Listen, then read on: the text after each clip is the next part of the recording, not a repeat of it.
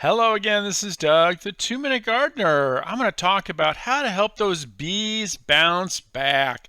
Boy, I tell you, bees are having a tough time nowadays with all the pesticides and colony die-offs. It's really kind of tough. What can you do to help bees? Well, first let's talk about why should you help the bees.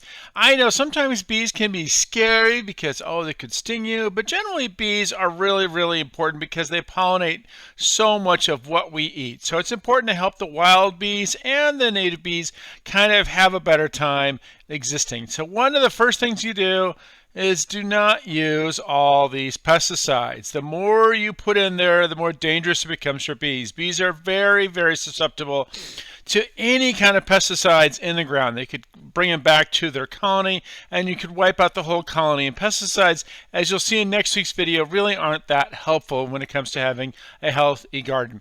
The second thing you can do to help bees is to plant flowers that have these open stamens.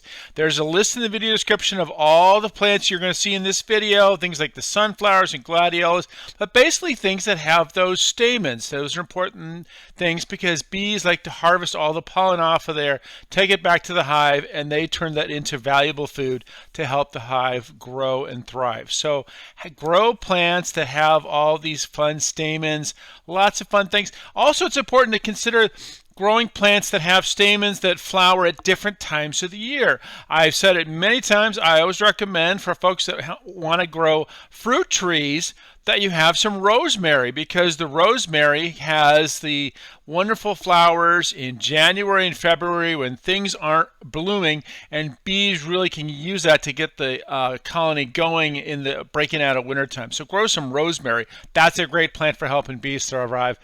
But there's lots of different plants out there that have these open stamen flowers that make it so easy for the bees to survive. The next thing, it's kind of a really important little tip. Have a little water someplace. So this is just an upside down saucer from this broken pot. I flipped the pot, put it on a little plain stand, put some water, and it's a great source of water. I put it in the shade of this pomegranate bush so that the bees had someplace to get some water in the summertime, because like everybody else, they need water to survive. And this is a wonderful little bath. Birds use it as well, but bees and birds can coexist kind of nicely. So those are some really important tips on how to help the bees thrive and survive. And in return, especially if you have fruit trees in lots of fun places, that will help you get more fruit from your fruit trees. So how to help the bees bounce back? Don't use pesticides. Give them flowers that we have all these wonderful open stamens, and maybe give them a little place to drink some water from a little like saucer someplace. So that's a good way. Well, that's all the time we have for today. This is Doug, the 2 Minute Gardener, saying if you enjoyed this video, make sure to hit that like button and subscribe to get more of my garden videos. Until next time, this is Doug, the 2 Minute Gardener, saying thanks for watching.